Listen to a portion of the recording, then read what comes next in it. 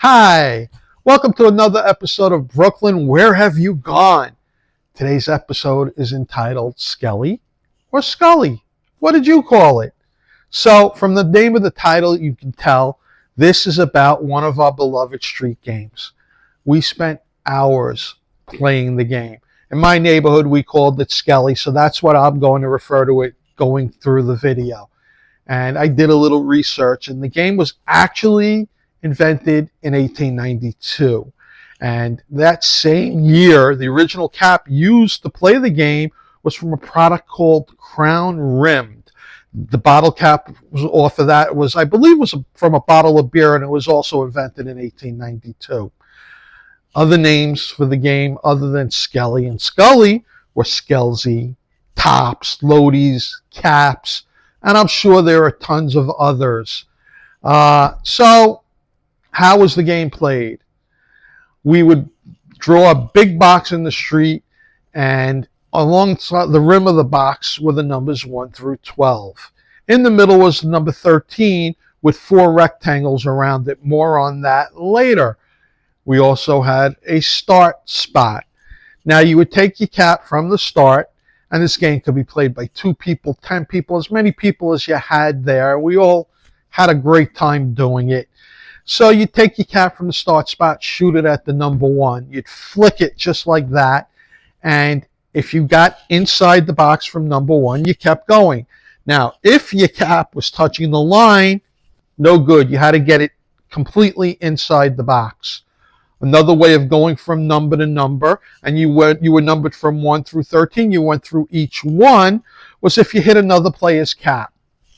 That put you into the next box. The more players were there, the more often that actually happened.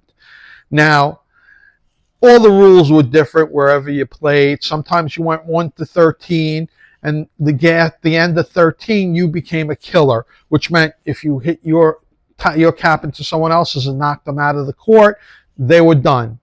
Now, getting into 13 was the trick. Those little rectangular boxes I was talking about, that was the frozen zone.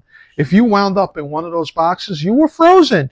You couldn't play until somebody knocked your cap out with one of theirs, and then you were back in the game. Once you became a killer, if you knocked someone out, they were out of the game. They lost. Now, one of those variations was some people played 1 to 13, became a killer. Others played 1 through 13, went backwards from 13 to 1. Every neighborhood had its own variations. We'll talk more about that as well. Now, the game became really popular in Brooklyn between the 1950s and the 1980s. It was actually in 2010, PBS did a documentary called New York Street Games, which had footage including Skelly. And it's had many references in pop culture, in songs, in movies. One such instance was Spike Lee's Crooklyn. In the closing credits, Spike Lee had footage of kids actually playing Skelly in the street. Now, the reason I have my tablet here is I actually have quotes from people who played the game at different decades during their lives. Like the first quote, and I'm not going to mention names, I'm just going to read the quotes. Played it in the late 50s. Melted crayons into bottle caps. Good times in East New York. Another player said, played it in the 60s and 70s. We had a great time. Next quote is, we called it Skelsy, played it in the 70s. I remember melting crayons in the bottle caps. Best game ever. So here's a player who played in the early 60s and wrote, we played Skellies in the street while the girls played double dutch. Skellies was the game of skill and bragging rights. Just have your favorite bottle cap with its special features. It was the best times ever. Here's another one from the early 60s. This one's interesting. Brooklyn, on a hot day, you could carve the box in the street with a popsicle stick and put the asphalt in the bottle caps after fixing the bottle cap dent with Dad's hammer. Make sure you replace Dad's hammer, otherwise you were in trouble. Next quote, back in the 50s and 60s, we played Skully. Great times, but hard to find bottle caps today. I guess he tried. Here, my next quote is, beer caps work like soda caps, lots of fun. Like hit the top of another top, and he goes on to mentions other games like hopscotch, jacks, pickup sticks, jump rope, red rover, red light, green light, 1, 2, 3, Ringo Levio tag, all the games we played in the street, which we will delve into. They will all have their own videos. We will get to them. So here's this quote's pretty funny. He writes, funny, back in the day, we called the crack top. Loved that game. Now here's a gentleman who played it in the 40s and wrote, people sort of competed for colors, designs in the bottle caps as well.